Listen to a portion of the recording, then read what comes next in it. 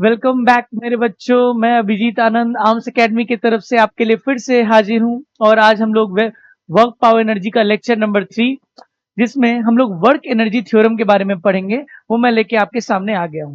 तो आपको hopefully lecture number 1 और लेक्चर नंबर 2 आप देख चुके होंगे एंड देन ये वर्क एनर्जी थ्योरम बहुत ही इंपॉर्टेंट थ्योरम है इस चैप्टर के लिए एज वेल एज आने वाले chapter circular motion, rotational motion, even इसकी एप्लीकेशन आपको क्लास 12th में भी मिलेगी। बहुत ही इंपॉर्टेंट थ्योरम है। एक बहुत अच्छा थ्योरम निकाला गया था जिससे हमारा कैलकुलेशन, हमारा काम बहुत आसान हो जाता है। और ये हम लोग अभी बहुत सारे न्यूमेरिकल्स इसके ऊपर प्रैक्टिस करेंगे और सीखेंगे कि कैसे वर्क एनर्जी थ्योरम को अप्लाई करते हैं और कहाँ कहाँ कैसे इसको अप्लाई कर सकते हैं। चलिए तो इसको सीखते हैं, इसको जानते हैं और अप्लाई करते हैं। So what does work energy theorem से? You can see work energy theorem क्या कहता है। इट स्टेट्स दैट, अगर मैं इसको नीचे में आपको अगर थोड़ा देखने में दिक्कत हो रही है तो मैं आपको इसको थोड़ा सा ऊपर कर देता हूं। क्या यहाँ देखिए, मैं आपको लाइट एक बार आप इसको आराम से देख सकते हैं। It states that work done by all the forces on a particle is equal to change in its kinetic energy. So what does it say? Hopefully आपने इसको देख लिया होगा। तो ये क्या कह रहा है? Work done by, just a second, work done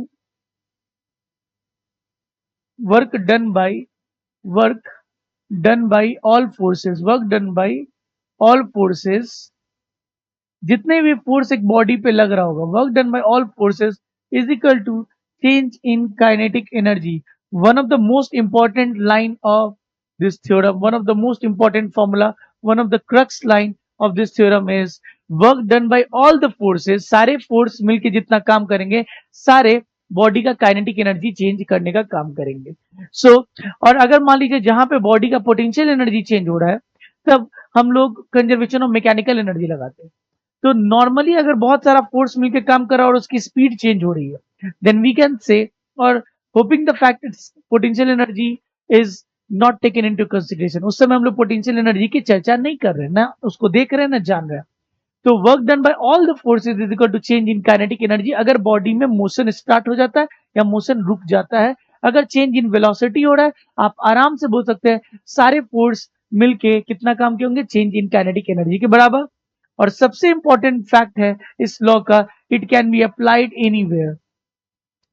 it can be applied in all cases, applied in all cases. सबसे इंपॉर्टेंट बात है। दूसरा, चलिए क्या बोल रहा है, प्रूफ क्या है इसका? Work done by all forces equal to K final minus K initial, जो कि हम लोग क्या बोल सकते हैं? Work done by all forces is equal to K final minus K initial, क्योंकि आप जानते हैं डेल्टा के ई, या कभी भी हम लोग डेल्टा ऑफ एक्स, मैंने पहले भी बताया हुआ, डेल्टा ऑफ एक्स और कुछ भी हो एक्स का value, x final minus x initial होता है, याद रखिएगा। X final minus x initial होता है, ये सिंपल सा फॉर्मूला होता है डेल्टा का। तो के डेल्टा के ही क्या हो जाएगा अपने पास? के फाइनल माइनस के इनिशियल। चलिए देखते हैं, ये हम लोग क्या लिख सकते हैं? हाफ एम वी फाइनल का square minus half m u square. What is v final? और we can say v initial का स्क्वायर, वी इनिशियल का स्क्वायर हम लोग इसको ऐसे भी लिख सकते हैं। It also signifies the same meaning, ये भी वही चीज बता रहा है जो मैंने ऊपर लिखा। इसकी प्रूफ दी हुई है। प्रूफ के लिए इन्होंने क्या किया, जरा ध्यान दीजिएगा। आप इसको क्लास 11th के आपके स्कूल एग्जामिनेशन में वर्क एनर्जी थ्योरम का प्रूफ आ सकता है। अगर एक बॉडी यू वेलोसिटी से चल रहा है और उस पर फोर्स लगा, उसमें वी वेलोसिटी आ गई, तो हम लोग यहाँ पे क्या लिख सकते हैं? V square is equal to u square plus 2as। यहां से हम लोग एस की वैल्यू क्या ले आ सकते हैं? Sir v square minus u square is equal to 2 into acceleration is force by mass into s. Sir अगर फोर्स इंटू एस रहने दे तो मेरा क्या आ जाएगा? Sir m times of half of क्या आ जाएगा? V square minus u square. Sir force into displacement क्या देता है? Work done is equal to half m v square minus u square. ये कुछ नहीं है, work done by all forces is equal to change in kinetic energy ही आ रहा है। So we can also get this one. और अगर मान लीजिए फोर्स वेरिएबल है तब हम लोग क्या यूज कर सकते हैं, तो sir work is equal to for variable force, यहाँ तो कांस्टेंट फोर्स था, work is equal to integration of F dot d x, और एफ के बदले इन्होंने क्या यूज किया है sir, mass into acceleration into d x लिख सकते हैं। ओके, तो सर अगर मान लीजिए इनिशियली बॉडी यू से मूव कर रहा था, फाइनली वी से कर रहा है, तो ये तो वेलोसिटी है, यहाँ पे डीएक्स ऑपरेटर इज पोजीशन। तो थोड़ा सा अगर मैं एक्सेलरेशन को लिखना चाहूं, अगर फोर्स वेरिएबल है तो एक्सेलरेशन भी वेरिएबल होगा। So we can write m into v into d v by dx into dx, m v dv by dx into dx। Sir dx से dx यहाँ कट जाएगा और यहाँ पे u से v आ जाएगा। So integration of m v dv u से v तक, और इसी की वैल्यू अपनी क्या आ जाएगी बच्चा, half m v square minus u square, that is work done. Sir दोनों तरीके से हमारा आ गया। अगर फोर्स वेरिएबल होगा तो we will use differential operator वाला, इफ फोर्स इज कांस्टेंट हम लोग इक्वेशन ऑफ मोशंस लगा के निकाल सकते हैं। और यहाँ पे हमें क्या मिलेगा, that work is equal to work done by all the forces is equal to change in kinetic energy. So it's a very important theorem, और इसका एप्लीकेशन बहुत जगह है, और इसके एप्लीकेशन के लिए अभी हम लोग बहुत सारे क्वेश्चंस प्रैक्टिस करने वाले हैं। यू नीड टू अंडरस्टैंड कि कैसे हम उस क्वेश्चंस को उस एप्लीकेशन के बेसिस पे करते हैं। तो चलिए आगे बढ़ते हैं। आप ये डिराइवेशन देख लीजिए, क्लास 11 के बोर्ड्स में ये बहुत ज्यादा पूछा जाता है, आप इसको प्रैक्टिस कर लीजिए, ये आपसे पूछा जाएगा। और बहुत इंपॉर्टेंट क्वेश्चन है क्लास 11th का, जब फर्स्ट टर्मिनल एग्जामिनेशन आपके स्कूल में होता है इन सीबीएसई स्कूल्स। चलिए अब आता है हमारे पास क्वेश्चन है, how to apply work energy theorem. हम लोग वर्क एनर्जी थ्योरम अप्लाई कैसे करते हैं, तो वर्क एनर्जी थ्योरम के लिए क्या बोलता है, work kinetic energy theorem is deduced here for a single body moving relative to an inertial frame. Generally हम लोग किसके लिए लगा रहे हैं, इनर्शियल फ्रेम के लिए, but it can be applied anywhere, non inertial frame पे भी लग सकता है, मैं लगा के भी दिखाऊंगा आपको। Therefore, it is recommended at present to use it for a single body in an inertial frame. To use work kinetic energy theorem, the following steps should be measured. So, identify the initial and the final position of the particle. आप इसको बस देख लो, but जब बहुत सारे questions हम practice करेंगे तो उस समय आपको पता चल जाएगा कि क्वेश्चंस करते कैसे। Identify the initial and the final position of the initial position as position 1 and 2 and write the expression for kinetic energy whether known or not। जो शुरुआत का kinetic energy initial u half m u square, final kinetic energy half m v square, ये पता होना चाहिए। किसी intermediate position पे draw the ability of the body at any intermediate stage between the position 1 and 2, initial and final के बीच में कभी बॉडी बना के वहां पे एबिलिटी बनाना है। एबिलिटी बनाने के बाद the force shown will help in deciding their work. जितना फोर्स लग रहा है उन सारे फोर्सेस का हम लोग वर्क डन लिखेंगे, and that work done will be equal to half m v square, half change in kinetic energy, half m v square minus half m u square, which is use the work obtain in second and kinetic energy obtain in the first equation, और दोनों को relate कर दीजिए। We can say work done by all forces is equal to half change in kinetic energy.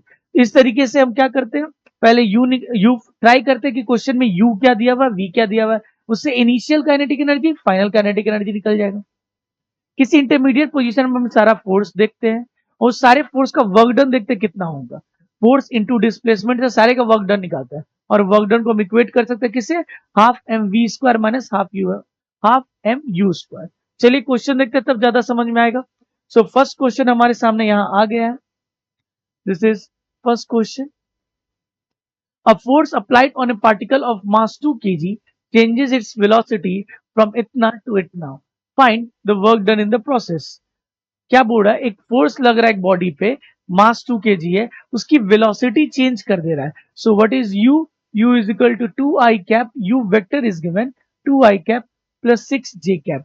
Implies अगर मैं उस u vector का magnitude निकालना चाहूं तो क्या हो जाएगा, root under 2 square plus 6 square, that is root under 40। हाँ या ना सर, v वेक्टर क्या हो जाएगा, v vector is equal to 3 i cap plus 4 j cap, हाँ या ना? तो मॉड ऑफ वी वेक्टर क्या हो जाएगा? Root under 3 square plus 4 square. ये क्या हो जाएगा बच्चा? ये क्या हो जाएगा अपना देखते हैं। 9 plus 16, 9 plus 16 that is equal to root under 25 that is equal to 5 metre पर सेकेंड भी हम लिख सकते हैं। So now since we have got u and v, आपसे पूछ रहा है work done in the process. So कितना वर्क डन होता है? तो वर्क डन हम यहां से बोल सकते हैं sir work done in the process,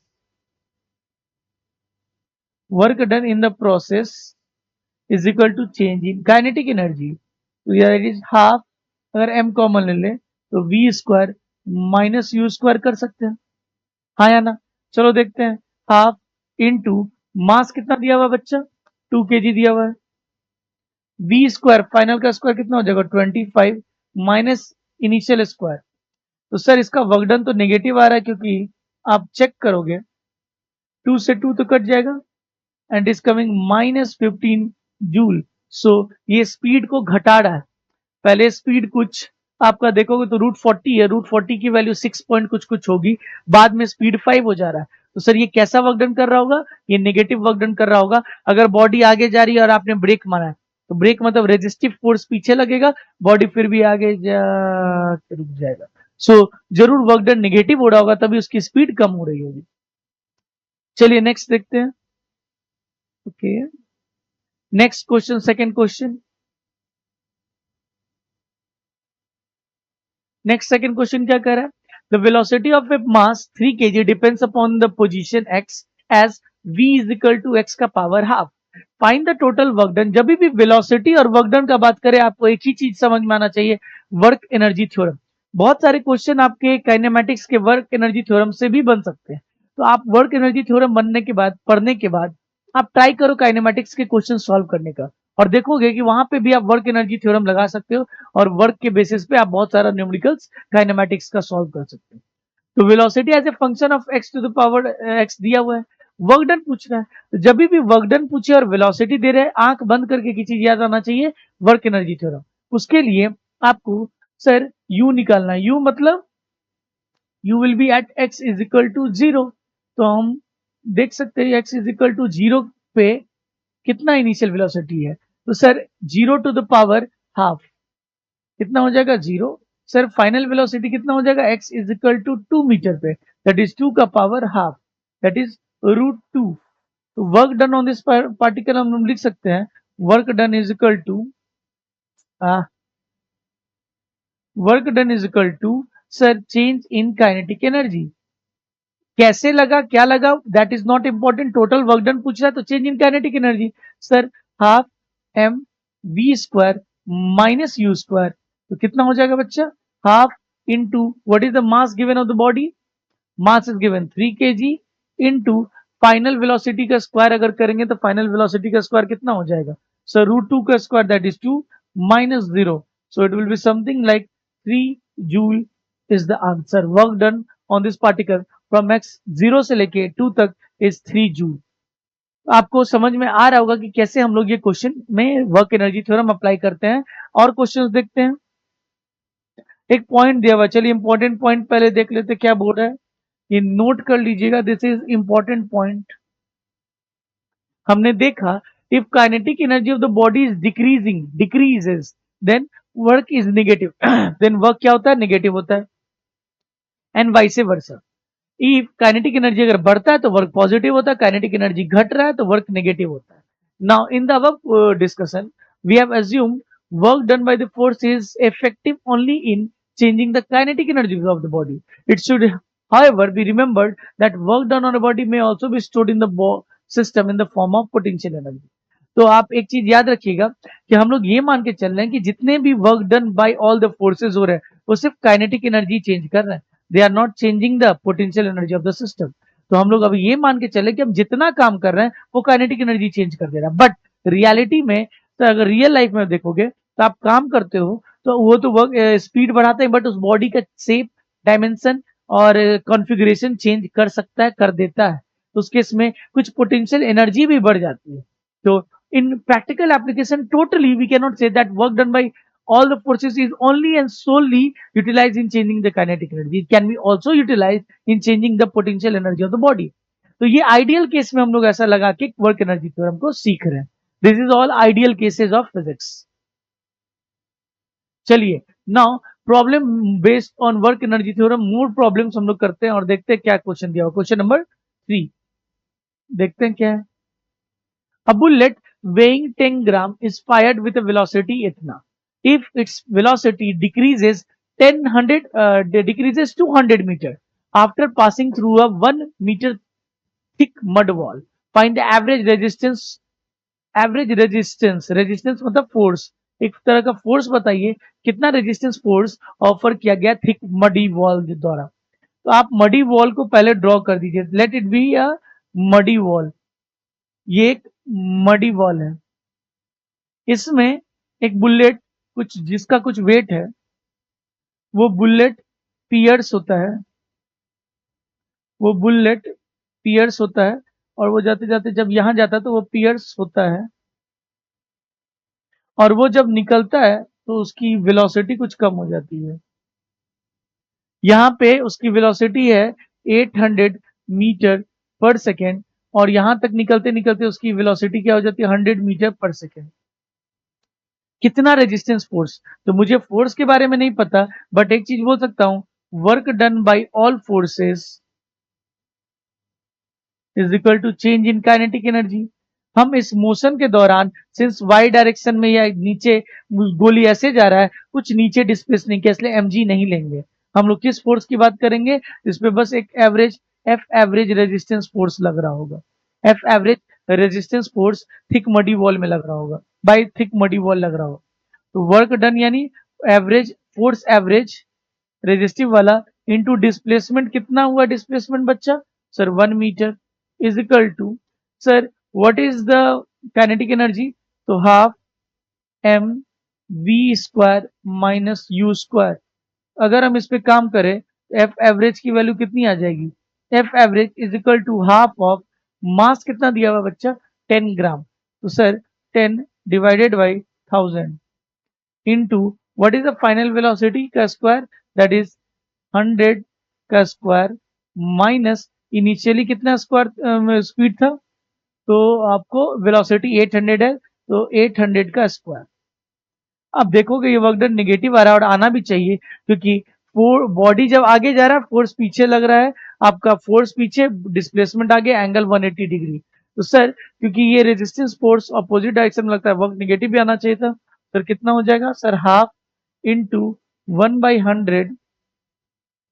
अगर मैं 100 कॉमन कर लूं 100 स्क्वायर कॉमन कर लूं तो ये कितना हो जाएगा 1 माइनस अगर 100 स्क्वायर कॉमन कर लूं तो 8 स्क्वायर हो जाएगा.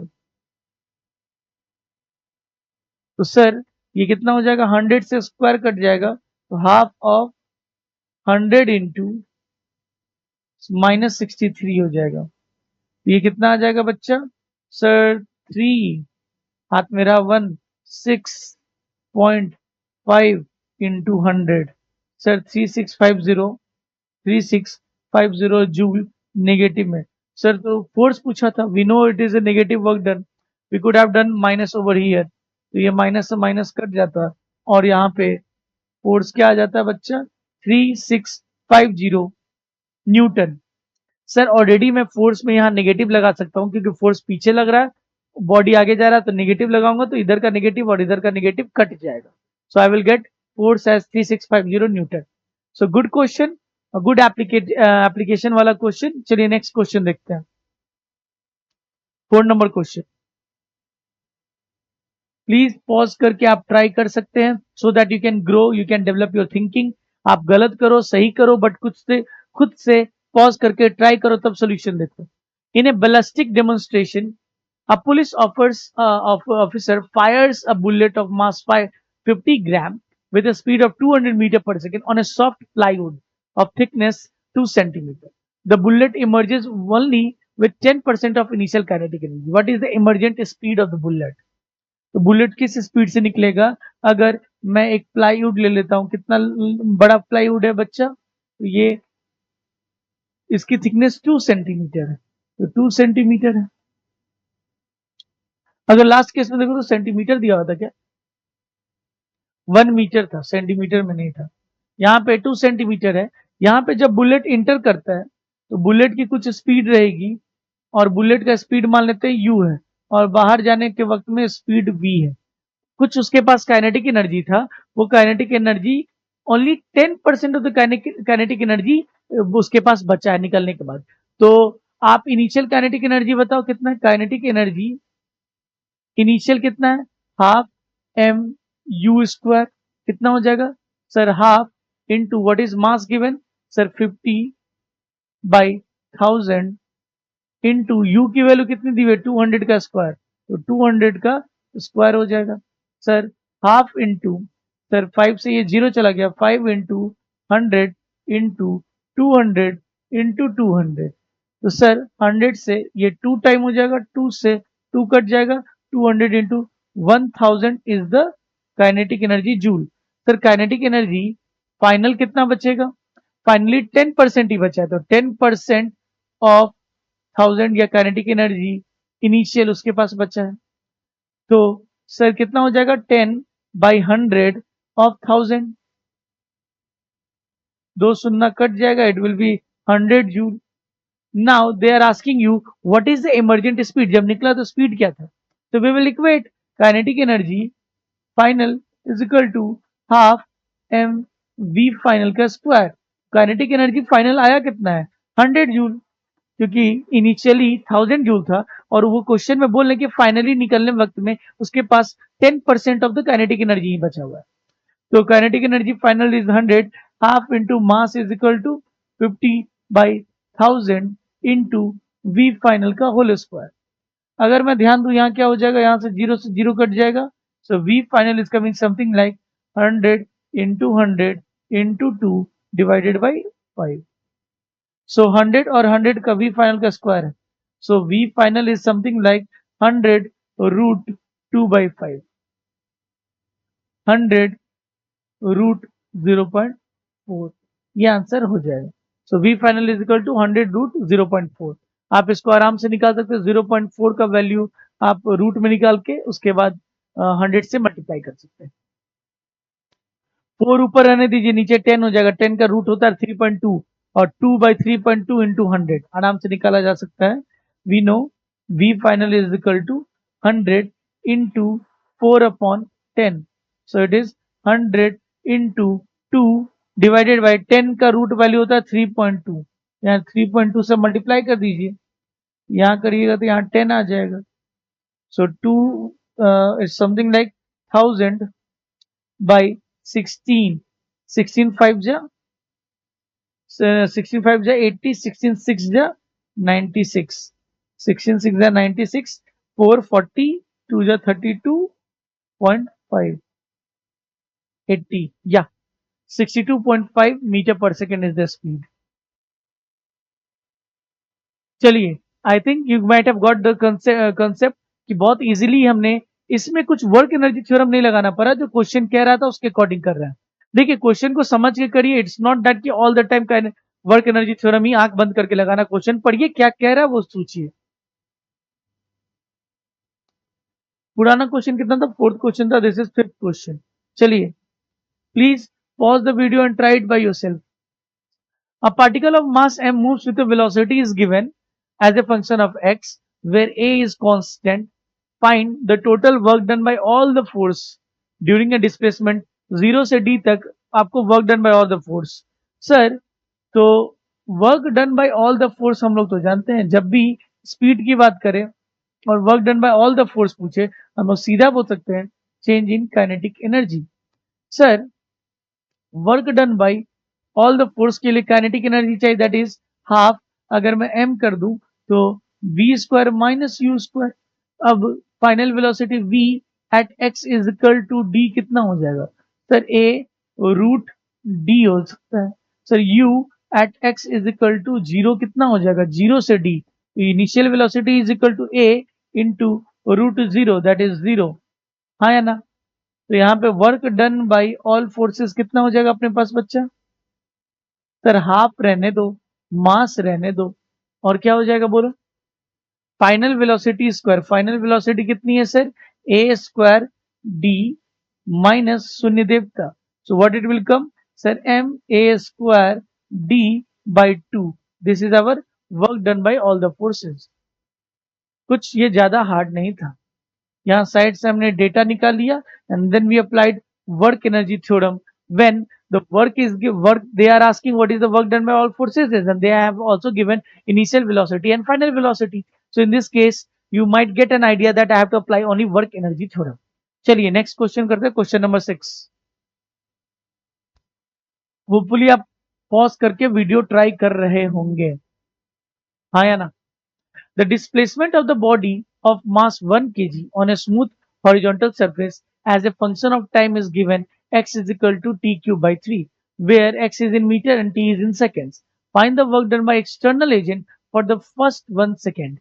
Work done by external agent. आपको डिस्प्लेसमेंट दिया हुआ है, अगर displacement as a function of time दिया हुआ है और वर्क पूछ रहा है जहां पे आपको फोर्स नहीं दिया हुआ है, सर हम लोग छोटा सा वर्क डन ऐसे नहीं कर सकते क्या सर, छोटा सा डी डब्ल्यू is equal to sir F dot d x और इंटीग्रेट कर देंगे सर x1 से x2 तक, बट यहाँ पे क्या चेक करो तो कहीं भी फोर्स दिया हुआ है, फोर्स तो नहीं दिया सर, बट फोर्स के बदले हम लोग मास इंटू एक्सेलरेशन नहीं लिख सकते हैं। चलिए एक स्टेप तो मुझे दिख रहा है कुछ, पहला विदाउट वर्क एनर्जी थ्योरम से कुछ दिख रहा है, चलो फर्स्ट मेथड। क्वेश्चन बनाने के बहुत सारे मेथड होते हैं, चलिए पहला मेथड तो मुझे कुछ कुछ दिखा, क्या दिखा कि x as a function of time दिया हुआ टी क्यूब बाई 3 और मेरे से वर्क डन पूछ रहा है, बट उन्होंने फोर्स के बारे में कुछ नहीं बोला है, तो अगर मैं छोटा सा वर्क डन लिखना चाहूं तो वो होता है एफ डॉट डी एक्स, हाँ या ना। चेक कर रहा हूं कि इससे कर पाता कि नहीं, बट फोर्स डॉट डीएक्स तो मैं यहाँ नहीं निकाल सकता, क्यों, क्योंकि अगर आप बात करोगे कि डीएक्स निकालना है तो ना फोर्स दिया हुआ है ना डीएक्स, बट यहाँ पे अगर मैं एक चीज देखूं कि सर अगर मैं देखूं वेलोसिटी क्या होता है सर, डीएक्स बाई डी होता है, दैट इज इक्वल टू कितना हो जाएगा सर, 3/3 टी स्क्वायर हो जाएगा, तो 3 से 3 उठ गया और डीएक्स अपना क्या आ गया है सर, dx by dt या वेलोसिटी क्या आ गया है, velocity is equal to t square, यहां से एक्सेलरेशन क्या आ जाएगा सर, dv बाई dt आ जाएगा और वो 2t आ जाएगा, यहाँ पे ये तो दिख रहा है एटलीस्ट। सर अगर मैं छोटा सा वर्क डन लिखना चाहूँ, छोटा सा वर्क डन होता है sir integration of F dot d x, कहाँ से x1 से लेके x2 तक, अगर इसे इंटीग्रेट कर देंगे तो वर्क मिल जाएगा, बट यहाँ फोर्स तो मेरे को कुछ भी मेंशन नहीं है, फोर्स को हम लोग लिख सकते हैं mass into acceleration into dx, try कर रहे हैं x1 से लेके x2।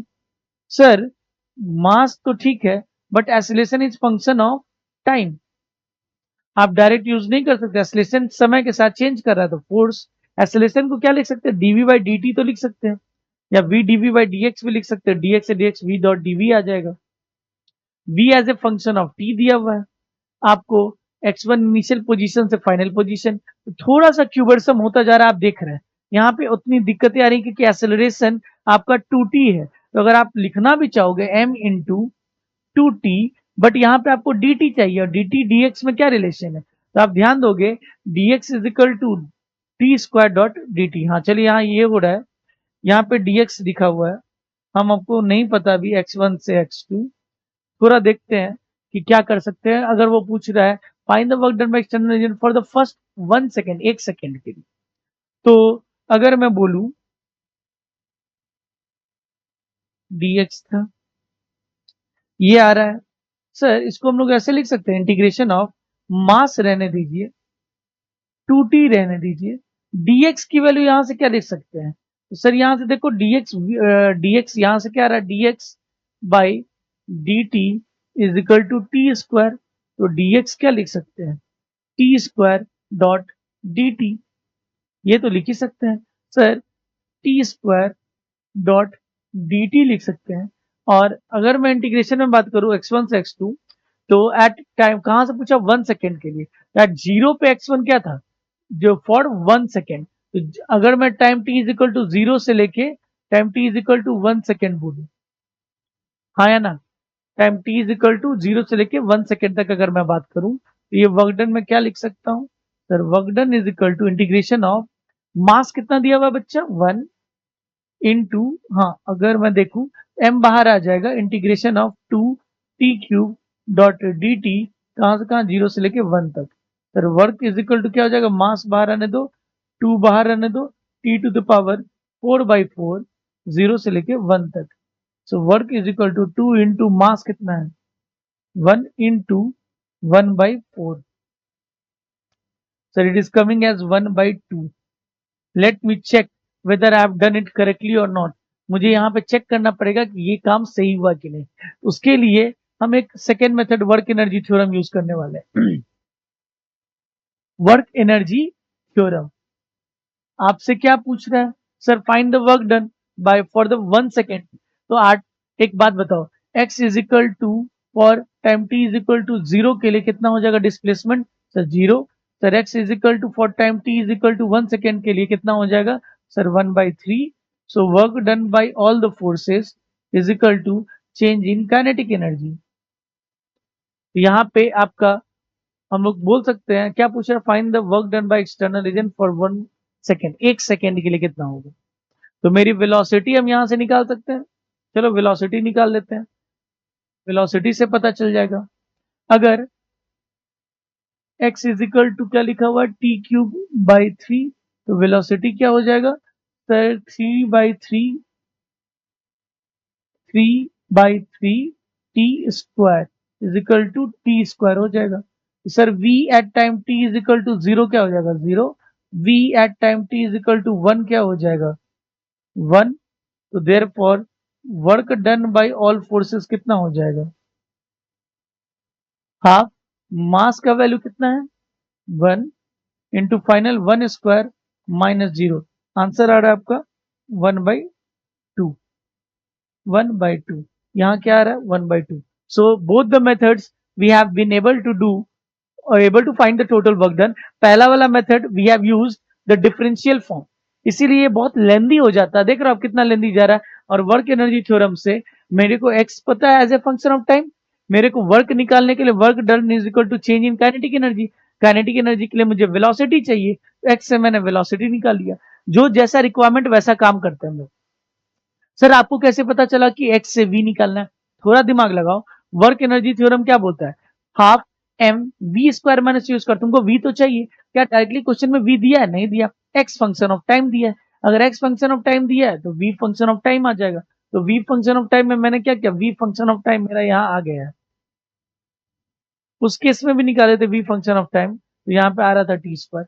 तो वी फंक्शन ऑफ टाइम आने के बाद मैं टाइम का वैल्यू, मैं वी का value time t is equal to 0 पे और t इज इक्वल टू 1 पे निकाल दिया। So in this way we have found out the values of v at different position. This is v initial and v final. क्या ये v final है? v final at time t is equal to 1। और in this way हम we have calculated by work energy theorem in 3 lines. यहाँ पे थोड़ा differential form use किए हैं, एक्स फंक्शन ऑफ टाइम था उससे वेलोसिटी निकाली, वेलोसिटी निकालने के बाद मैंने एक्सेलरेशन भी निकाल लिया। छोटा सा work done is defined as f dot d s. F को क्या लिख सकते हैं? मास इंटू एक्सेलरेशन।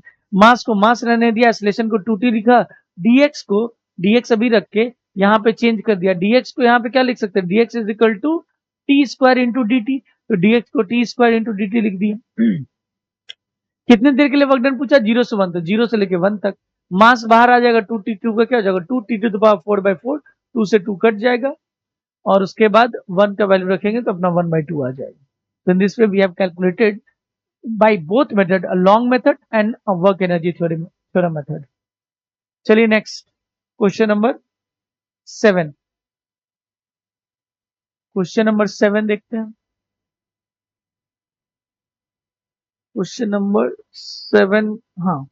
अब कांस्टेंट फोर्स, एक कांस्टेंट फोर्स लग रहा है ब्लॉक का, shown in the figures, increases its speed from 2 to f, find the work done. जब भी वर्क डन पूछे तो वर्क डन होता है फोर्स इनटू डिस्प्लेसमेंट। फोर्स के बारे में कुछ बोला नहीं है, बट स्पीड जैसे ही दे दे आपको वर्क एनर्जी थ्योरम। आप कैसे पहचानिएगा कि सर आप जब वर्क डन पढ़ाए थे तो शुरुआत में फोर्स इनटू डिस्प्लेसमेंट भी पढ़ाए थे या इंटीग्रेट करना सिखाए थे एफ डॉट डी एक्स, तो वहां वो चीज ना यूज करके दूसरा चीज यूज करना, ये कैसे पता चलेगा? तो यहाँ पे फोर्स के बारे में कुछ बोला ही नहीं है। जब तक फोर्स नहीं बोलेगा तुम वर्क डन कैसे निकालोगे? एफ डॉट डी एक्स करना पड़ेगा, एफ इंटू एस करना पड़ेगा, एफ ही नहीं पता है। In this case by applying work energy theorem, by W E theorem, W E theorem से हम क्या बोल सकते हैं बच्चा? Sir work done by force must be equal to change in kinetic energy. Kinetic energy मतलब half into m into v square minus u square. अब ये कितना हो जाएगा सर? हाफ इंटू मास कितना दिया हुआ है? Mass is given, mass is 1 kg, 1 kg into v square, final velocity is 8 square minus 2 square. बहुत बच्चा यहाँ पे एक्सेलरेशन निकालने का कोशिश करेगा, एक्सेलरेशन निकाल के भी कर सकते हैं। दैट इज हाफ इंटू 8 का स्क्वायर इज 64 माइनस 4, तो it is 30 joule I think. एक तरीका ये है। दूसरा तरीका होता है सर, आप ही बोले work is equal to force into displacement. अब हमको चाहिए फोर्स, फोर्स तो दिया नहीं हुआ है, फोर्स को हम क्या लिख सकते हैं? मास into acceleration into displacement. Sir एक कांस्टेंट फोर्स है तो कांस्टेंट एक्सेलरेशन होगा, कांस्टेंट एक्सेलरेशन है तो इक्वेशन ऑफ मोशन लगा सकते हैं। इक्वेशन ऑफ मोशन अगर लगाए, अगर तुम ध्यान दो, अगर इक्वेशन ऑफ मोशन लगाए तो v square is equal to u square plus 2as होता है। फाइनल वेलोसिटी मेरे को दिखा हुआ है 64, इनिशियल वेलोसिटी मेरे को लिखा हुआ है 4 प्लस 2 इंटू डिस्प्लेसमेंट 10 मीटर दिया हुआ है उन्होंने, 10 मीटर। तो एक्सेलरेशन कितना हो जाएगा? 60 minus 64 minus 60 divided by 20, 3 metre पर सेकेंड आपका आ जाएगा क्या? एक्सेलरेशन। वंस 3 मीटर पर सेकेंड आपका एक्सेलरेशन आ गया, बहुत काम आसान हो जाएगा। Acceleration is equal to 3 metre पर second, so mass is how much? 1 into 3 into displacement is 10, यहां से भी आ रहा है 30 जूल, क्योंकि derivation of work energy theorem वहीं से हुआ है। तो बाय वर्क एनर्जी थ्योरम कर लो, by simple equation of motion से कर लो। क्योंकि यहाँ पे फोर्स कांस्टेंट है तो एक्सेलरेशन कांस्टेंट होगा, एक्सेलरेशन कांस्टेंट होगा तो एक्सेलरेशन निकालने के बाद हम लोग फोर्स निकाल सकते हैं। फोर्स निकालने के बाद डिस्प्लेसमेंट दिया हुआ, we can find the work done, और you can do it by work energy theorem, as simple as that. तो दोनों तरीका से आपको बता रहा हूं, दोनों तरीके से आपको समझ होनी चाहिए। Next question number 8, question number 8,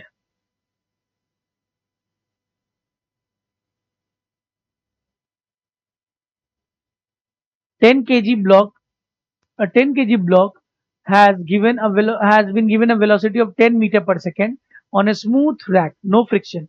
Find the velocity when it reaches at a point B. तो जब वो B रीच करेगा उसकी वेलोसिटी क्या रहेगी?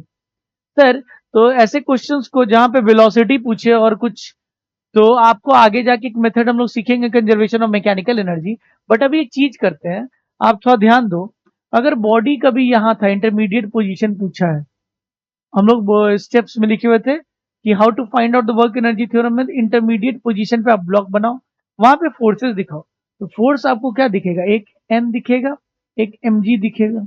आप कहीं भी बनाओ, एक mg दिखेगा और एक n दिखेगा। यहीं पे बना लो, एक n दिखेगा, एक mg दिखेगा। तो यहाँ पे कितने फोर्सेस है जो काम कर रहे हैं? यहाँ पे दो फोर्स है, that is normal and mg। Work done by all forces is equal to change in kinetic energy बोल सकते हैं। सर यहाँ पे कौन सा फोर्स है? एक वर्क डन बाई एक mg है और एक कौन है? वर्क डन बाई नॉर्मल है। और ये क्या कर रहा होगा? काइनेटिक एनर्जी चेंज कर रहा होगा, half m v square minus u square. अगर आप ध्यान दोगे तो सर mg की फोर्स नीचे लग रही है और डिस्प्लेसमेंट बॉडी का 20 मीटर से 35 मीटर हो गया है, तो वर्क कैसा होगा? नेगेटिव होगा। mg इंटू नेट डिस्प्लेसमेंट कितना हो गया? तो बॉडी यहां से बॉडी यहां आ गया है, दोनों के बीच का गैप कितना है? डिस्प्लेसमेंट का गैप कितना? 15 मीटर। सर माइनस क्यों लिखा है? क्योंकि फोर्स नीचे लग रहा है, बॉडी ऊपर जा चुका है, भले ऐसे करके गया है बट वी वर्क mg हमेशा नीचे लग रहा है। mg is a constant force, so for finding the work done you need to see the initial position, final position and the gap. तो फोर्स के डायरेक्शन में अगर गैप देखोगे, फोर्स के डायरेक्शन में गैप देखोगे तो 15 मीटर है। आप ये मत सोचना सर mg इधर लग रहा है, mg इधर लग रहा है, mg इधर लग रहा है, बट बॉडी तो ऐसे ऐसे से जा रहा है। बॉडी कैसे भी जाए, we see the initial position and the final position, क्योंकि फोर्स कांस्टेंट है। वर्क डन बाय नॉर्मल क्या हो जाएगा सर? नॉर्मल ऐसे है, बॉडी ऐसे मूव कर रहा है, नॉर्मल ऐसे है, बॉडी ऐसे मूव कर रहा है, नॉर्मल ऐसे, बॉडी ऐसे। सर इसका वर्क डन 0 हो जाएगा, क्योंकि all the time work done is angle between the force and displacement is 90 degree. All the time angle between normal and velocity is 0, is 90 degree. अगर 90 डिग्री नॉर्मल एंड वेलोसिटी के बीच में 90 degree तो work done 0 हो जाएगा। Means क्या हो जाएगा बच्चा, बोलिए? Is equal to half, mass कितना दिया हुआ है, मास कितना दिया हुआ है 10 kg, 10 into v square minus initial square कितना 30, 900। अगर मैं यहां ध्यान दूं तो minus 10 into 2 is equal to 10 into v square minus 900। 10 से 10 कट गया तो इट इज कमिंग 30 और 300। V square is equal to sir 900, 900 इधर आएगा तो 900 माइनस 300, तो ये 600 आ जाएगा। Implies v is equal to root under 600, आप लिख सकते हैं 10 root 6 is the answer, metre पर सेकेंड। हाँ या ना? सर यहाँ पे आपको कैसे पता चला नॉर्मल और mg है? आप फ्री बॉडी डायग्राम बना के इंटरमीडिएट पोजीशन में चेक कर लो, आपको ये दिख जाएगा कि ओनली 2 फोर्सेज आर एक्टिंग। उसमें भी दूसरा फोर्सेज नॉर्मल का वर्क डन 0 है। नॉर्मल ऑल देम परपेंडिकुलर लग रहा है, वेलोसिटी हमेशा उसके 90 डिग्री पे मूव कर रहा है, डिस्प्लेसमेंट 90 डिग्री पे है। हाँ या ना? चलिए, तो चलिए अब नेक्स्ट क्वेश्चन देखते हैं, अपना 9th क्वेश्चन इसमें क्या है और इसको सॉल्व करने का प्रयास करते हैं। प्लीज पॉज करके आप ट्राई करो इसको खुद से, and once you are able finish, once you are done, then आप इसका सॉल्यूशन चेक किया करो। तो क्या कह रहा है, हमारे पास एक बॉल है जो स्मूथ सरफेस पे ऊपर में रखा हुआ है। Find maximum compression of the spring during the subsequent motion. तो इसके जस्ट अगले सब्सिक्वेंट मोशन में मैक्सिमम कंप्रेशन कितना होगा? सबसे पहले फिजिक्स समझते हैं, तब इस क्वेश्चन को सॉल्व करेंगे। यहां से ये बॉल रोल डाउन होगा, रोल डाउन होगा, सिंस ये हाइट पे है, इस समय इसके पास कुछ पोटेंशियल एनर्जी है। When it will come down तो इसके पास काइनेटिक एनर्जी इंक्रीज होगी और ये जाके जाके स्प्रिंग को कंप्रेस करेगा। The moment it will start, the moment it will hit the spring, ये उस पर फोर्स लगाएगा, लगाते लगाते लगाते लगाते एक ऐसा पॉइंट आएगा जहां पे ये मैक्सिमम कंप्रेस कर चुका होगा स्प्रिंग को। उसके बाद उसकी वेलोसिटी 0 हो जाएगी और उसके बाद ये फिर से हिट बैक करके वापस से फेंका जाएगा या दूर चला जाएगा। तो अगर मैं इसको ड्रॉ करूं, जस्ट वेट, हाँ या जस्ट वेट मिनट, फिर से मैं इसको जरा समझाता हूँ सब्सिक्वेंट। अगर मैं ये लाइन को ले लूं तो अपना स्प्रिंग मान लीजिए कंप्रेस होके यहाँ आ गया, यहाँ बॉल आ गई है।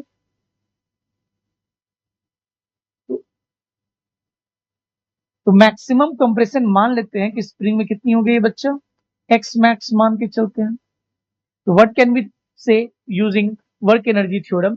वर्क एनर्जी थ्योरम क्या कहता है, work done by all the forces is equal to change in kinetic energy. तो यहाँ पे हमारा कौन कौन सा फोर्स है, तो आपको पहचानना होगा इंटरमीडिएट पोजीशन पे यहाँ पे कौन सा फोर्स लग रहा होगा। तो हम लोग आसानी से बता सकते हैं कि mg तो लग ही रहा होगा सर, एक नॉर्मल लग रहा होगा, बाद में जाके यहाँ पे एक स्प्रिंग फोर्स भी लग रहा होगा। जब बॉडी यहाँ कहीं आ गया है तो बॉडी पे क्या लग रहा होगा जरा बताइए, एक नॉर्मल, एक mg और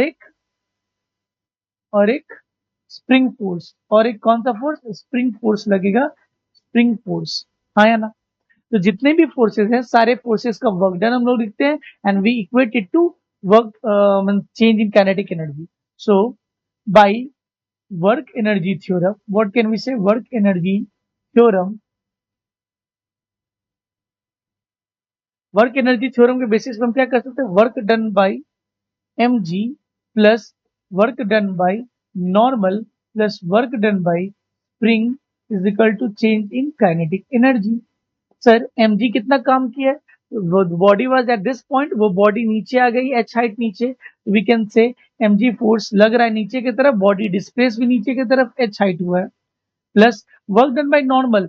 ऑल द टाइम नॉर्मल अगर आप देखोगे तो वेलोसिटी, जो डिस्प्लेसमेंट है बॉल का और नॉर्मल फोर्स के बीच में एंगल हमेशा 90 डिग्री है। In this case work done by normal all the time zero हो रहा है, plus work done by spring पर हाफ के x initial square minus x final square, x final is equal to फिर kinetic energy final minus kinetic energy initial.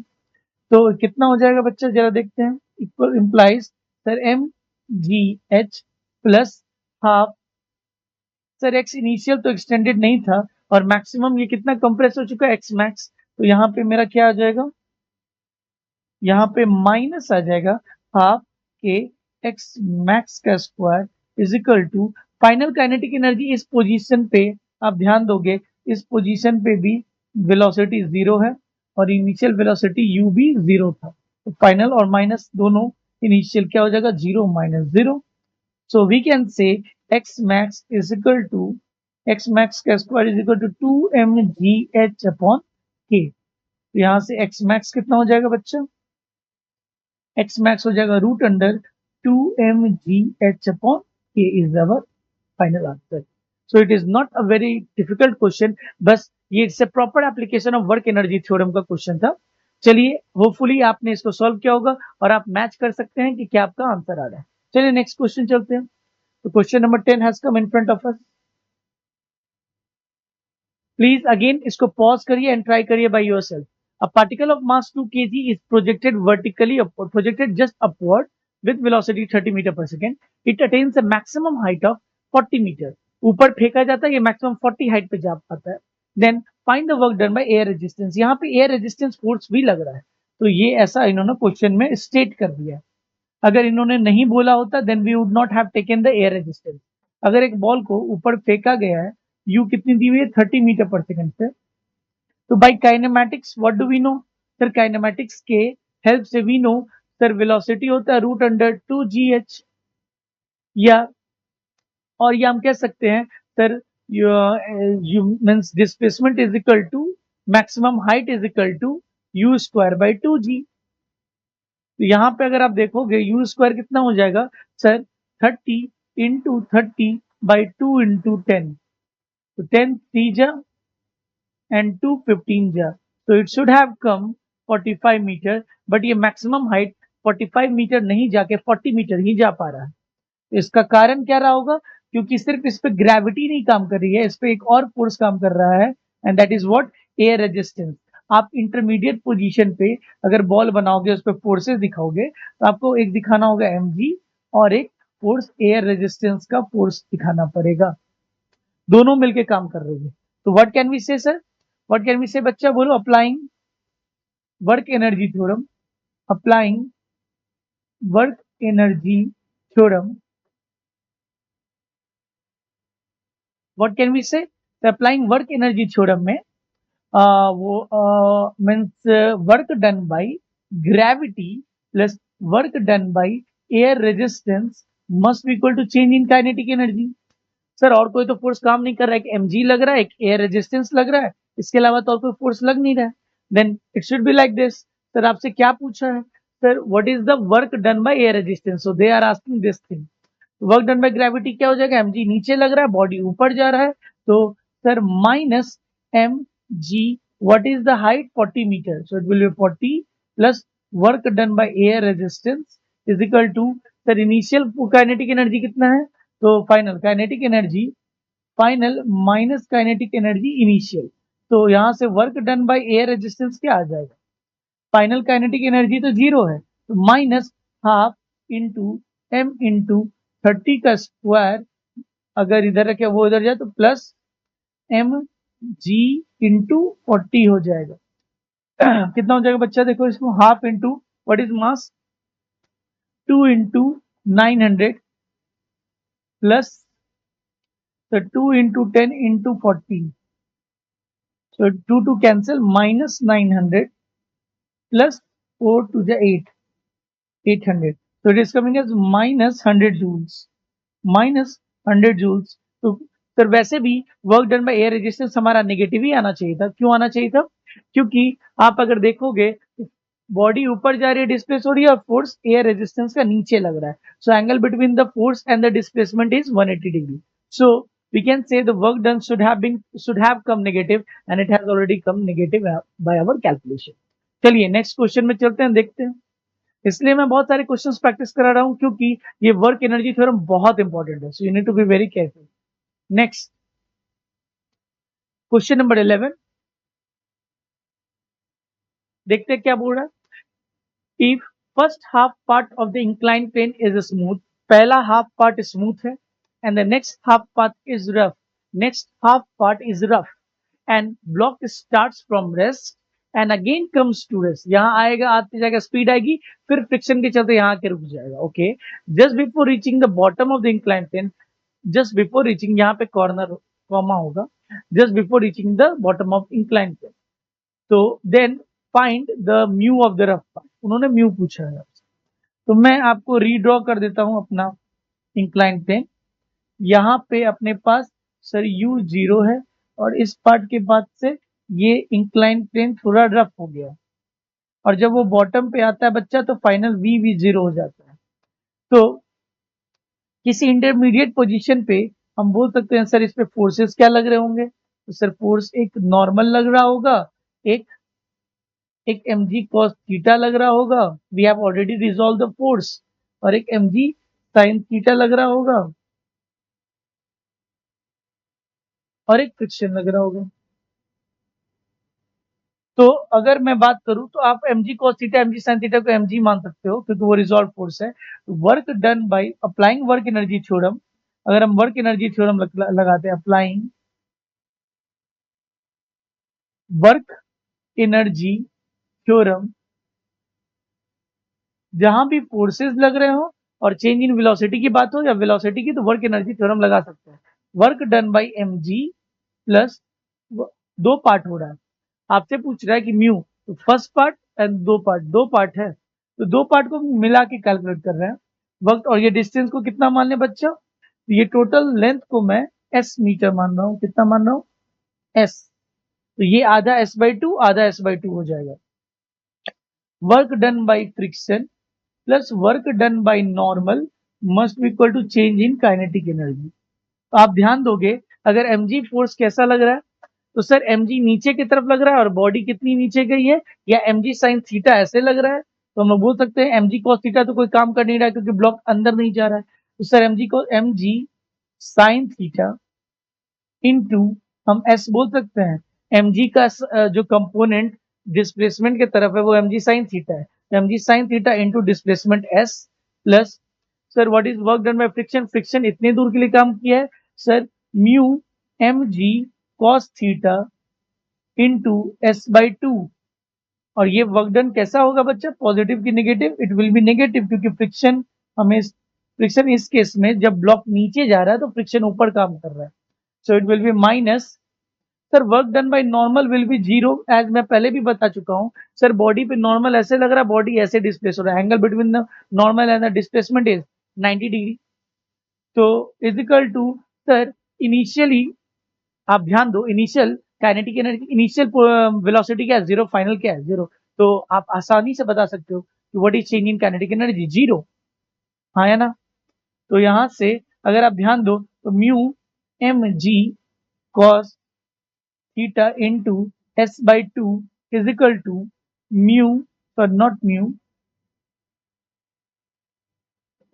Mu sir, mg sin theta into s।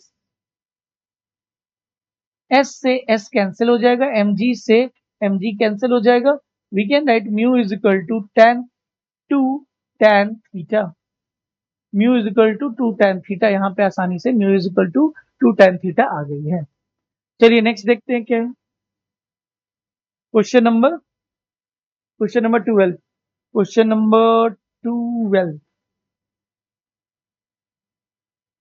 Number 12, ये क्या बोल रहा है, a knife is release from rest, एक ऊपर में knife है वो रेस्ट से छोड़ा जाता है, from a height of h, एक h हाइट से ऊपर से छोड़ा जा रहा है, जमीन से h हाइट ऊपर से।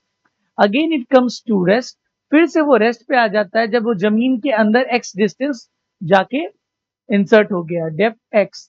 Find the resistance offered by the ground to the knife. Find the resistance offered by the ground to the knife. आप ध्यान दो इधर, अपना हम लोग देख सकते हैं कि जब वो नाइफ आ रहा होगा तो एमजी उस पे ऊपर काम कर रहा होगा, और जब वो ग्राउंड से हिट किया होगा तो उसके ऊपर में रेजिस्टेंस फोर्स ऑफ ग्राउंड काम किया होगा। तो यहाँ भी फोर्सेस काम कर रहे हैं और चेंज इन वेलोसिटी हो रहा है, तो आराम से हम लोग वर्क एनर्जी थ्योरम लगा सकते हैं। तो bye applying work energy theorem, bye applying work energy theorem, what can we say बोलो? work done by gravity plus work done by a ground resistance must be equal to change in kinetic energy। तो यहाँ पे आपसे क्या पूछा? Find the resistance force, force पूछा, work done नहीं पूछा। तो सर mg नीचे लग रहा है, बॉडी नीचे आ रहा है, sir mg into what is, tell me कि सर वो mg कितना काम किया? तो सर हाइट s से लेके x, तो आप देख सकते हो h प्लस x काम किया, बताइए हाँ या ना, बोलो बच्चों। तो mg इंटू h height plus x, h plus x plus, मान लेते हैं वर्क डन जो रेजिस्टिव फोर्स है उसको मैं f ground resistance f g r बोल रहा हूँ, ठीक है, into sir F g r ऊपर की तरफ, मतलब ये रेजिस्टेंस फोर्स ऊपर की तरफ लगेगा, बॉडी नीचे जा रहा है, तो force into displacement x, but ये पॉजिटिव होगा कि नेगेटिव होगा? It will B negative. ये क्या होगा? नेगेटिव, इजिकल टू इनिशियली भी रेस्ट में था, फाइनली भी रेस्ट में है, तो बच्चों आप आराम से बता सकते हो change in kinetic energy zero. What can we say, बताओ sir? F g R x is equal to m g h plus x हो जाएगा मेरे बच्चों, बोलो हाँ या ना? So I need to find out what F, तो सर यहाँ से एफ जी आर क्या हो जाएगा बताइए? एम जी रहने दीजिए, अगर मैं एक्स को डिवाइड करता हूं तो 1 + h/x हो जाएगा, and this is the resistance force, average resistance force that is being offered by the ground to the knife to make it velocity zero. हाँ या ना? So by applying work energy theorem हमने ये question को आसान तरीके से कर लिया। चलिए next question, question number 13। Question number 13, position of a particle of mass 2 kg depends upon the time x as a function of time दिया हुआ। Then find out the total work done by the net force on the particle in 2 seconds। Directly f नहीं दिया है, तो directly f नहीं दिया है, then we can work done निकालने बोला, तो work done is equal to change in kinetic energy. Kinetic energy के लिए मुझे क्या चाहिए होगा? एक्स दिया हुआ है, x is equal to t cube minus 4t। यहां से आसानी से हम v ला सकते हैं, v कितना हो जाएगा? dx/dt। तो क्या हो जाएगा बच्चा, बोलिए? 3t² minus 4। तो वर्क डन क्या होता है? तो by work energy theorem, work energy theorem board of find the total work done, work done total is equal to change in kinetic energy, क्योंकि यहाँ पे पोटेंशियल एनर्जी की कोई बात नहीं हुई है, तो जितना भी काम हो रहा होगा change in kinetic energy. But in first 2 second, तो velocity at time t equal to 0 पे क्या हो जाएगा बताइए? सर -4 हो जाएगा मीटर पर सेकेंड, -4 मीटर पर सेकेंड, और velocity at time t is equal to 2 पे क्या हो जाएगा? सर 3 इंटू 4 माइनस 4, 3 4 जा 12, 12 माइनस 4 इज 8 मीटर पर second. So work done total is equal to half m, sir v final का स्क्वायर माइनस v इनिशियल का square, तो half into mass कितना दिया हुआ 2 kg इंटू v फाइनल का square कितना बच्चा? 8 स्क्वायर माइनस -4 का स्क्वायर, तो ये कितना हो जाएगा? सर हाफ से half gone, so it will be something like 64 minus 16, so it will be something around 48 joule। total work done is 48 joule। तो यहाँ पे हमने आसानी से ये काइंड ऑफ काइनेमेटिक्स क्वेश्चन को हमने वर्क एनर्जी थ्योरम से कर लिया। आप इसको काइनेमेटिक्स से भी ट्राई कर सकते हो, अगर आपसे पूछ रहा वर्क डन तो छोटा या काइनेमेटिक्स या basic of work energy theorem, basic of work से छोटा सा dw is equal to f dot dx, but यहाँ सर फोर्स तो दिया नहीं है, तो फोर्स को हम लोग m इंटू एक्सेलरेशन लिख सकते हैं। और एक्सेलरेशन हम लोग यहां से निकाल सकते हैं, acceleration as a function of time, m into function of time dot dt करके आराम से इसको सॉल्व किया जा सकता है, बट वो लेंदी हो जाएगा। सो आपको जब भी वर्क निकालने पूछे, अगर वेलोसिटी का चेंज मुझे पता है, we can directly use work energy theorem. जहां भी वर्क डन पूछे, जहां भी फोर्सेस इन्वॉल्व हो और चेंज इन वेलोसिटी हो रहा हो, आराम से आप वर्क एनर्जी थ्योरम लगा सकते हो। चलिए आगे बढ़ते हैं, क्वेश्चन नंबर 14। क्वेश्चन नंबर 14 क्या बोल रहा है? Block is release from rest when spring is at natural length L naught, then find the maximum elongation in the spring during the subsequent motion. मैं आपको न्यूटन लॉ ऑफ मोशन में मैंने आपको spring पढ़ाया था। स्प्रिंग में आपको बताया था कि जब भी स्प्रिंग अपने नेचुरल लेंथ पे हो और एक सपोर्ट दिया रहे, और जैसे ही हम सपोर्ट हटाते हैं तो वो नीचे नीचे Jung Jung Jung Jung Jung Jung ऐसे जाके रुक जाता है। बट ये पूछ रहा है जस्ट अगर हम सपोर्ट हटाएंगे तो ये मैक्सिमम कितना नीचे जाएगा। इक्विलिब्रियम पोजीशन आपसे नहीं पूछ रहा, मैक्सिमम पूछ रहा कितना नीचे जाएगा। तो उसके लिए हम आसानी से देखो क्या करते हैं, यहाँ पे मान लो मेरा स्प्रिंग का नेचुरल लेंथ एल नॉट दिया हुआ है और एक सपोर्ट लगाया हुआ है, इसको हम लोग मान लीजिए सपोर्ट बोर्ड है। तो क्या हो जाएगा बच्चा, बोलो। सो सपोज ये लेवल से वो मैक्सिमम इस लेवल पे आ गया है, तो मैक्सिमम मैक्सिमम हम लोग बोल सकते हैं ये एक्स मैक्स है। ये नीचे गया, यहाँ पे जाके इसकी वेलोसिटी जीरो हो जाएगी, तभी वो और नीचे नहीं जाएगा, तो फिर वो ऊपर आने लग जाएगा, ऐसे ऐसे ऐसे ऐसे ऐसे ऐसे करके कहीं बीच में रुकता है रियल लाइफ। तो वो पूछा आपसे मैक्सिमम वो कितना नीचे जाएगा। तो किसी इंटरमीडिएट पोजीशन पे आप देखो ना, इस पे क्या क्या लग रहा है। इंटरमीडिएट पोजीशन पे इसके ऊपर में एक mg फोर्स लग रही है, ऊपर में एक f स्प्रिंग फोर्स लग रही होगी, तो दो फोर्स काम कर रही है। तो we can say by work energy theorem, work energy theorem हम बोल सकते हैं work done by mg plus work done by gravity is equal to change in kinetic energy. mg कितना काम किया सर यहाँ पे, तो sir mg into x max. मान लेते हैं ये बॉडी मैक्सिमम नीचे एक्स मैक्स तक गया है और mg फोर्स नीचे ही लग रहा है, स्प्रिंग का क्या हो जाएगा, हाफ के x initial square minus x final square.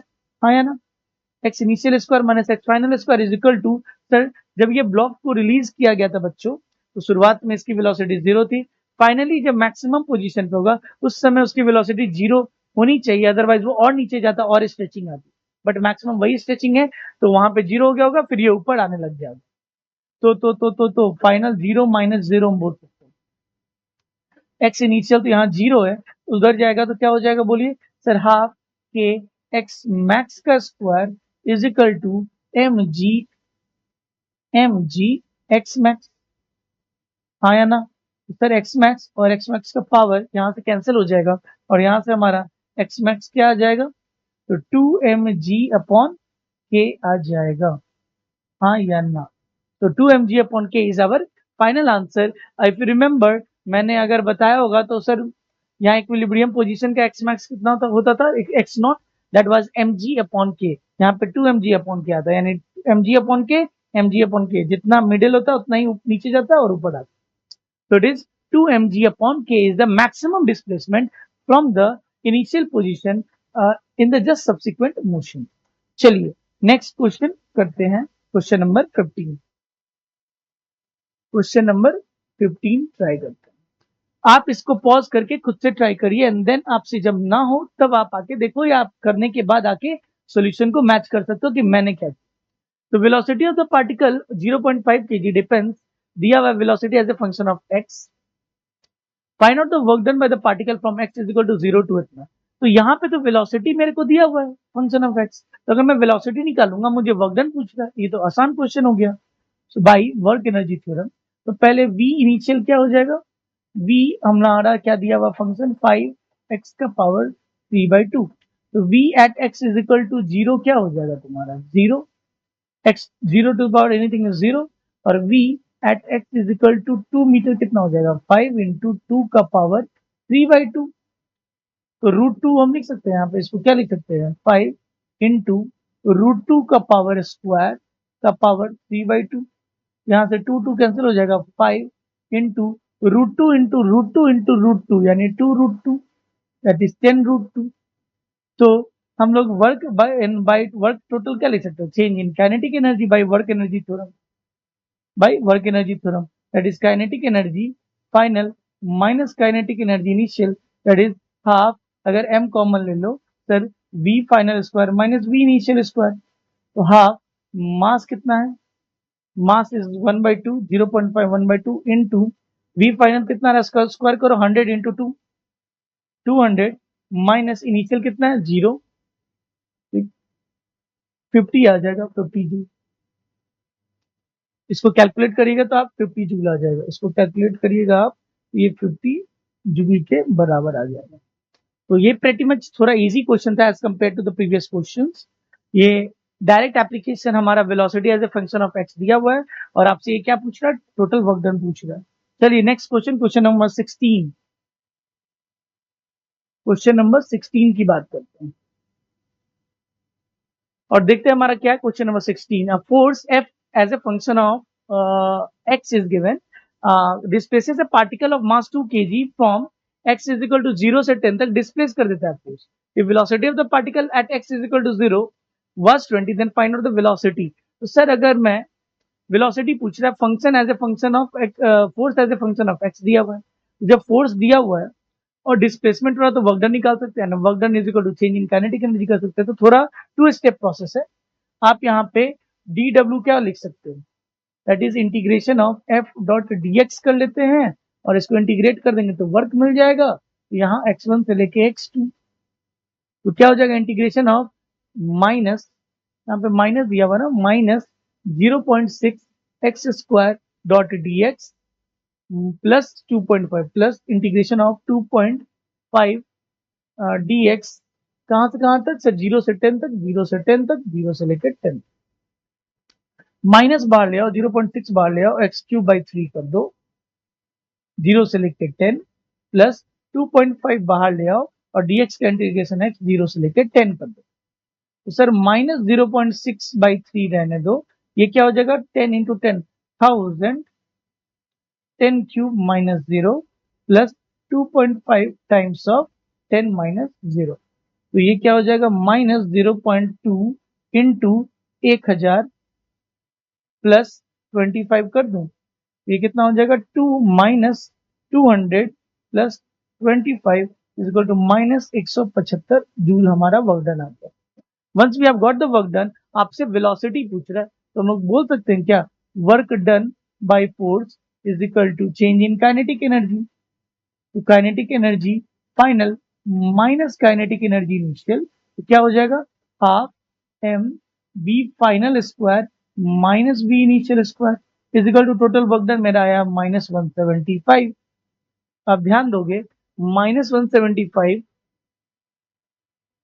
Is equal to half into mass कितना दिया हुआ क्वेश्चन में 2 दिया हुआ है इंटू 2 v फाइनल कितना दिया हुआ, v फाइनल आपसे पूछ रहा है 10 मीटर पे और इनिशियली 20 दिया हुआ है, तो v फाइनल का अगर स्क्वायर करके -400 कर दे तो मेरा काम हो जाएगा, 2 से 2 कैंसिल, तो v फाइनल क्या हो जाएगा square 400 minus 175 that is 225 implies v final कितना हो जाएगा 15 मीटर पर सेकेंड।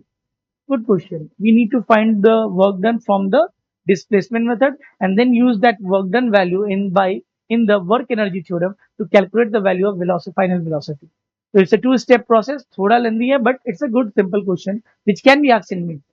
चलिए next question, 17 नंबर क्वेश्चन करते हैं।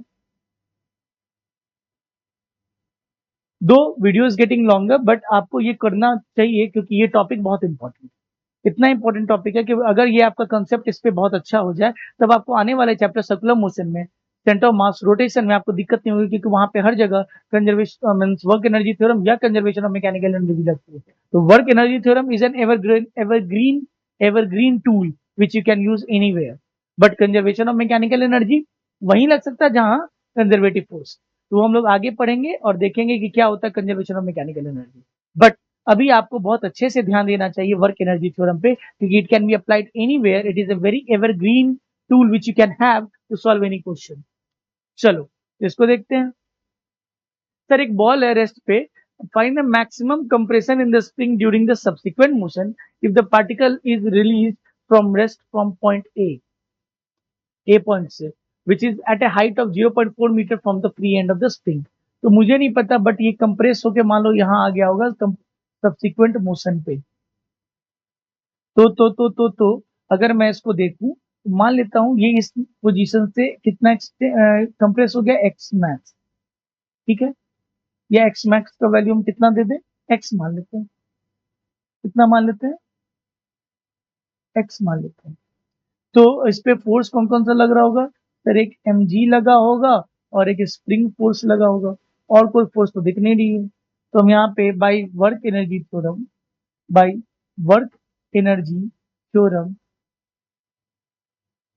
क्या बोल सकते हैं, ध्यान दो। By work energy theorem, work done by spring plus work done by gravity is equal to change in kinetic energy भी बोल सकते हैं। तो यहाँ ध्यान दीजिए, आपको स्पेसिफिकली उन्होंने जी 9.8 लेने बोला है। तो वर्क डन बाय स्प्रिंग कितना हो जाएगा सर, हाफ के x initial square minus x final square plus sir m g into, sir ये एच हाइट तो आया ही है और एक्स आया है, तो sir m g h plus x नहीं हो जाएगा क्या। इनिशियली उस बॉल को रेस्ट से छोड़ा हुआ है, तो kinetic energy final minus kinetic energy initial, जहाँ पे इनिशियल भी काइनेटिक एनर्जी जीरो होगा और फाइनली जहां जाके रुका है वहां भी काइनेटिक एनर्जी जीरो होगा। ऐसे हम लोग प्रीवियस क्वेश्चन में भी देखते आ रहे हैं कि स्प्रिंग मैक्सिमम एंड पे जब जाता है, या मैक्सिमम कंप्रेस या मैक्सिमम इलोंगेटेड पे, वो जाके फाइनली रुक जाता है, एक मोमेंटली स्टॉप होता है। एक्स इनिशियल तो यहाँ जीरो था, यानी माइनस हाफ के x square plus m g h plus x is equal to zero. यहाँ से क्या आ रहा है अपने पास sir, minus half into k की वैल्यू 1960, 1960 एक्स स्क्वायर को एक्स स्क्वायर रहने दीजिए, प्लस मास कितना दिया हुआ है 2, 20 इंटू एच कितना दिया हुआ है 0.4, सो 20 इंटू 0.4 प्लस, यहाँ पे 20 नहीं लिख सकते बच्चा, plus 2 into 9.8 into 0.4 plus x. Kind of यहाँ पे क्वाड्रेटिक इक्वेशन हमारा बन रहा है। तो 980 माइनस 980 एक्स स्क्वायर प्लस 0.8, इसको क्या कर सकते हैं 0.8 times of plus 0.8 times of 9.8। अगर इधर देखोगे आप तो ये क्या हो जाएगा, ये 4/10 है ना, तो 4/0.4 है, तो जो 4/10 यानी 2/5, तो 4/5 0.8 से मल्टीप्लाई करना है 9.8 को, तो 0.8 से m g mass is 2, g is 9.8 and h plus x. तो ये क्या हो जाएगा अपना 9.8 इंटू 9.8 इंटू 0.8 हम लिख सकते हैं, प्लस 9.8 इंटू 2x लिख सकते हैं, दैट इज इक्वल टू 0। अगर मैं सबको 9.8 से डिवाइड कर दूं, 9.8 9.8 और यहाँ 9.8 से डिवाइड करूंगा, 9.8 कर दूं, क्या आ जाएगा डेसिमल 10, ये 10 times minus 100x square plus 0.8 plus 2x is equal to 0। यहाँ पे अगर ध्यान दूं तो यहाँ से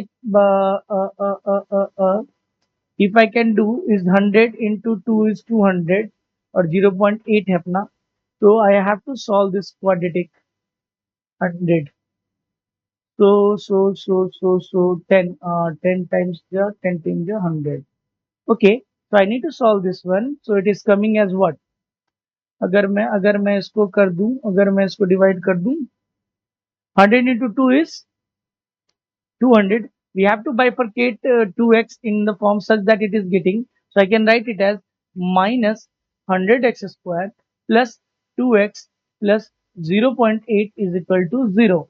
So if we multiply 0.8 into 100 is 80 and it is coming as 2, So how can we multiply 80, bifurcate 2x as such a number which will multiply to give us 80. 16 5 ja 80. So, but it should give me 2. I went to 80.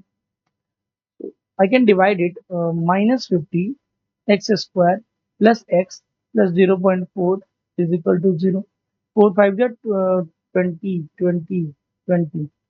Yeah, 50 into 4 is 200. 20 will be, so it is coming minus 15x. 20 आ रहा है, so plus 5x minus 4x plus 0.4 is equal to 0. So it is coming some value. So what can we take common over here? 5x अगर common ले लें तो minus how much? यहाँ से अगर minus 5x common ले लें, minus 5x common ले लेंगे तो x तो कट जाएगा 10, तो 10x minus 1, यहाँ से minus 0.4 common ले लें तो 10x minus 1 is equal to 0. So what it is coming? X is equal to 1 by 10 and or x is equal to x is coming minus 0.4 by 5. ये value तो नहीं होगी, तो x is equal to 1 by 10 of a meter. So it was a good question, but we need to solve the quadratic. Quadratic solve करना था इस question में, और कुछ नहीं थी. क्वाड्रेटिक सॉल्व करने पे आसानी से आंसर आ रही है 1 by 10 ऑफ ए मीटर.